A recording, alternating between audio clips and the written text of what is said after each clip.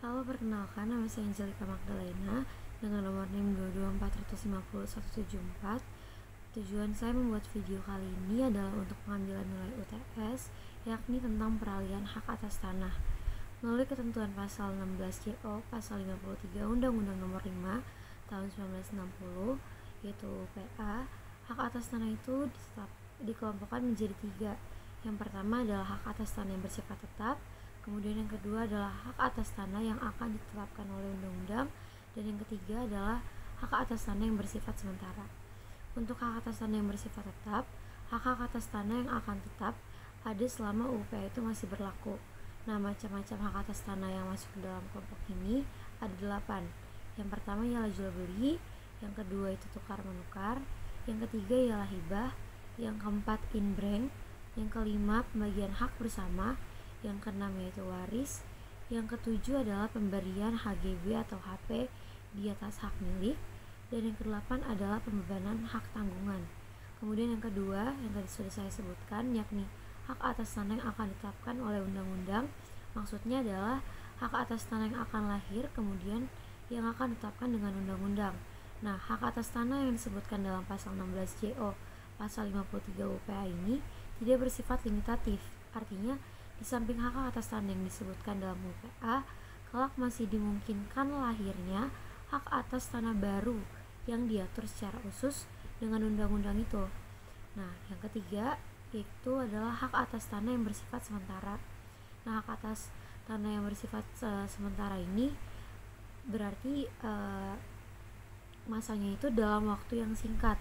Diusahakan akan dihapus sebab dia mengandung sifat-sifat pemerasan, terus ada juga sifat feodal dan tidak sesuai dengan jiwa atau asas-asas UPA. Nah, macam-macam hak atas tanah yang bersifat sementara diantaranya itu ada hak gadai, hak usaha bagi hasil, terus ada juga hak menumpang atau hak sewa tanah pertanian. Nah, hal-hal yang tadi sudah saya sebutkan, yakni 3 pengelompokan ketentuan peralihan hak atas tanah dari pasal 16 JO pasal 53 UPA tadi itu dipersempit lagi menjadi 2, yakni peralihan yang dilakukan di hadapan PPAT atau peralihan yang dilakukan di hadapan pejabat yang bukan PPAT. Nah, peralihan yang dilakukan di hadapan pejabat yang bukan PPAT itu contohnya yaitu wakaf dan lelang. Nah, saya akan menjelaskan tentang peralihan hak atas tanah yang bersifat secara tetap, yaitu tentang tukar menukar. Nah, peralihan hak atas tanah melalui tukar menukar sebenarnya merupakan 2 perbuatan hukum atau transaksi peralihan hak, di mana contohnya si A ini menukar tanah dengan tanah milik B, yang juga berarti si A ini menjual tanahnya kepada si B dan si B ini menjual tanahnya kepada si A dalam waktu yang bersamaan, sehingga kemudian dibuat dalam satu akta PPAT, yakni akta tukar menukar. Walaupun dalam hal perpajakannya tetap dipungut 2 kali PPh dan 2 kali BPHTB. Nah, objek peralihan hak melalui tukar menukar ini ialah yang pertama untuk hak milik. Dasarnya itu terletak pada ketentuan pasal 20 ayat 2 dari UPA yang menyebutkan bahwa hak milik itu dapat beralih dan dialihkan kepada pihak lain. Selain itu, dalam pasal 26 ayat 1 UPA disebutkan bahwa salah satu cara peralihannya ialah dengan proses penukaran yang tadi telah dijelaskan sebelumnya. Terus yang kedua kemudian ialah hak guna usaha atau HGU. Nah, dia itu dasarnya terletak pada ketentuan pasal 28 ayat 3 UPA yang menjelaskan bahwa hak guna usaha ini dapat beralih dan dialihkan kepada pihak lain. Dan dalam ketentuannya di pasal 16 ayat 2 PP nomor 40 tahun 1996 tentang hak guna usaha, tentang hak guna bangunan maupun dan hak atas tanah, itu disebutkan bahwa salah satu cara peralihannya ialah dengan tukar menukar. Terus yang ketiga ialah hak guna bangunan atau HGB. Dia terletak dasarnya itu di ketentuan pasal 35 ayat 3 UUPA yang menyebutkan bahwa HGB itu dapat beralih dan dialihkan kepada pihak lain. Kemudian yang keempat yaitu dari hak pakai. atau HP dasarnya itu terletak pada ketentuan pasal 43 UU PA yang menyebutkan bahwa sepanjang mengenai tanah yang dikuasai langsung oleh negara, maka hak pakainya itu hanya dapat dialihkan kepada pihak lain dengan izin pejabat yang berwenang. Nah, kalau dia nggak ada izin dari pejabat yang berwenang, berarti nggak bisa itu dialihkan. Nah, HP atau hak pakai atas tanah milik ini hanya dapat dialihkan kepada pihak lain jika hal itu dimungkinkan dalam perjanjian yang bersangkutan.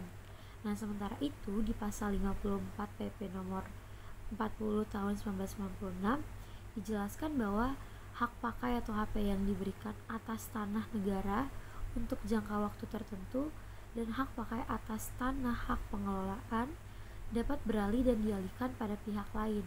Nah, selain itu, hak pakai atas tanah hak milik hanya dapat dialihkan jika hak tersebut itu dimungkinkan dalam perjanjian pemberian hak pakai atas tanah hak milik yang bersangkutan. Salah satu cara beralihnya hak pakai ialah dengan tukar menukar. Nah, pada dasarnya proses tukar menukar ini merupakan sebuah perjanjian, di mana sama halnya dengan jual beli. Untuk melakukan sebuah perjanjian tukar menukar yang sah, maka harus dipenuhi syarat-syarat sahnya suatu perjanjian, sebagaimana disebutkan dalam ketentuan pasal 1320 KUH Perdata, yaitu yang pertama adalah kesepakatan mereka yang mengingatkan dirinya, yakni para pihak itu tersendiri. Kemudian yang kedua ialah kecakapan untuk membuat suatu perikatan. Yang ketiga adalah suatu hal tertentu, dan yang keempat adalah suatu sebab yang halal. Nah, syarat peralihan hak atas tanah melalui proses tukar menukar ini harus memenuhi syarat tertentu. Nah, syarat yang pertama ialah objek atas tanah tersebut harus memiliki status tanah yang sama. Misalnya, kedua bidang tanah tersebut harus sama-sama hak milik, atau harus sama-sama dia hak guna usaha, atau dia harus sama-sama hak guna bangunan, dan lain sebagainya. Terus yang kedua ialah objek dari tanah tersebut harus berada dalam satu wilayah kantor pertanahan atau dalam kabupaten atau kota yang sama, karena menyangkut tentang pendaftaran tanahnya ini. Makanya kenapa dia harus dalam satu wilayah yang sama.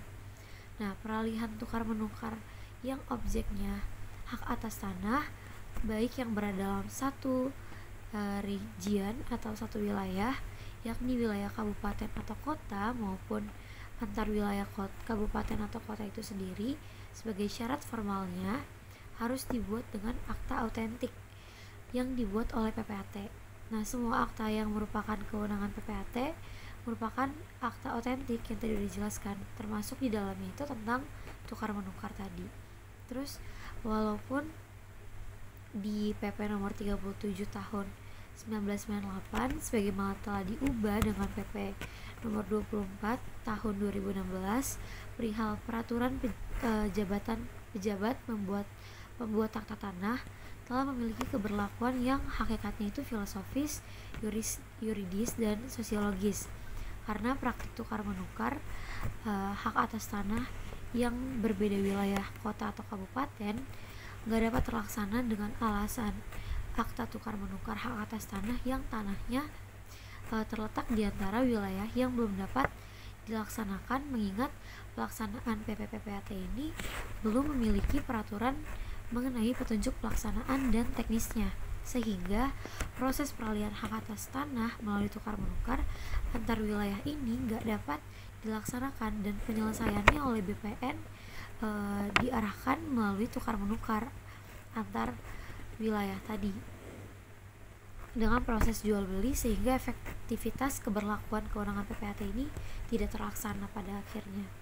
Nah, karena faktor kurangnya koordinasinya para pelaksana peraturan perundang-undangan dan juga pengaruh sistem kerja dari PPAT, sehingga kantor pertahanan terutama disebabkan dari nilai ekonomi yang didapat dari perjanjian tukar menukar hak atas tanah dibandingkan dengan perjanjian jual beli. Kemudian ada persyaratan pendaftaran tanah peralihan data peralihan hak tukar menukar. Di antaranya yang pertama ialah sertifikat asli yang sudah dicetak dengan buku tanahnya. Terus yang kedua ialah akta tukar menukar yang dibuat oleh dan di hadapan PPAT. Kemudian yang ketiga ialah izin pemindahan hak jika dalam sertifikat atau keputusannya dicantumkan tanda yang menyatakan bahwa hak tersebut hanya boleh dipindah tangankan jika telah diperoleh izin dari instansi yang berwenang. Kemudian yang keempat ialah adanya fotokopi SPPT dan PBB 10 tahun ke belakang yang telah dicocokkan dengan aslinya oleh petugas loket BPN. Nah, terus yang selanjutnya ialah penyerahan bukti SSB atau BPHTB dan bukti bayar uang pemasukan, yaitu pada saat pendaftaran hak tersebut. Kemudian yang keenam ialah penyerahan bukti SSB atau BPHTB dan bukti SSP atau PPH untuk perolehan tanah lebih dari 60 juta rupiah. Yang selanjutnya ialah identitas diri kedua pemilik tanah, luas dan letak serta penggunaan tanah yang dimohon. Kemudian juga pernyataan tanah tidak sengketa, dan yang terakhir ialah pernyataan tanah dikuasai secara fisik. Nah, kemudian contoh akta tukar menukar itu biasanya yang pertama di bagian atasnya itu tertulis akta tukar menukar, kemudian di bawah judul akta tukar menukar ini ada nomornya, kemudian habis itu ada lembar pertama atau kedua yang memuat pada hari apa, terus tanggal berapa, bulan apa, dan tahun berapa, hadir di hadapan saya siapa, kemudian yang berdasarkan surat keputusan nomor berapa, tanggal berapa, diangkat atau ditunjuk sebagai pejabat pembuat akta tanah, yang selanjutnya disebut PPAT, yang dimaksud dalam pasal 7 Peraturan Pemerintah nomor 24 tahun 1997 tentang pendaftaran tanah, dengan daerah kerja dan berkantor disebutkan kantornya di mana, dengan dihadiri oleh saksi-saksi saya yang saya kenal dan akan disebutkan pada bagian akta ini. Nah, yang pertama itu penghadap dikenal oleh saya, yaitu penghadap saksi itu sendiri yang tadi sudah disebutkan, diperkenalkan kepada saya oleh saksi pengenal yang akan disebutkan pada akhir akta ini. Nah, para penghadap ini menerangkan bahwa mereka telah mengadakan tukar menukar. Yang pertama ialah hak atas tanah dan hak milik atas satuan rumah susun kepunyaan pihak pertama, yaitu hak milik atau hak guna usaha atau HGU atau HP nomor berapa, terus atas bidang tanah sebagaimana diuraikan dalam surat ukur atau gambar situasi. Ini pokoknya dijelaskan tentang hak milik tersebut, kemudian terletak disebutkan provinsinya di mana, kabupaten atau kotanya itu di mana, dicantumkan juga kecamatannya di mana, terus desa atau kelurahannya di mana, sama nama jalannya. Nah, kemudian disebutkan lagi hak milik atau hak guna usaha atau HGB atau HP ini nomornya berapa lagi tadi. Yang pertama dengan nomor identifikasi bidang tanah. Nah, itu ada biasanya nomor identifikasi bidang tanahnya nanti dicantumkan dari surat pemberitahuan pajak terhutang pajak bumi dan pembangunan atau SPP TPBB. Nah, nomor objek dari si pajak NOP-nya itu berapa, yang seluas disebutkan luasnya itu berapa meter persegi dengan batas-batasnya tersebut. Nah, sebagaimana telah diuraikan sebelumnya pada tanggal dan nomor berapa surat itu yang dilampirkan di akta tersebut. Nah, kemudian dilampirkan juga kan tadi provinsi, terus habis itu kabupaten, kota, kecamatan, desa, kelurahan maupun jalan. Nah, terus si hak milik atas bidang tanah ini berapa luasnya, terus dia terdapat di blok berapa atau nomor dari jalannya itu apa, dengan batas-batas yang ada. Nah, kemudian ada juga di situ disebutkan selanjutnya para penghadap itu menerangkan yang pertama bahwa tukar menukar ini telah terjadi dengan tambahan berupa uang yang dibayarkan oleh pihak pertama kepada pihak kedua, disebutkan jumlahnya sebanyak berapa, terus bahwa tambahan uang tersebut telah diterima penuh oleh pihak kedua, dan untuk menerima itu akta ini berlaku pula sebagai tanda penerimaannya. Terus yang ketiga bahwa tukar menukar ini dilakukan dengan syarat-syarat sebagai berikut. Nanti dalam akta ini selain disebutkan para pihak terlebih dahulu, terus jenis perjanjian dalam pihak tukar menukar ini apa. Nah, diatur lagi dalam pasal-pasal yang akan dimuat dalam akta ini, yakni tentang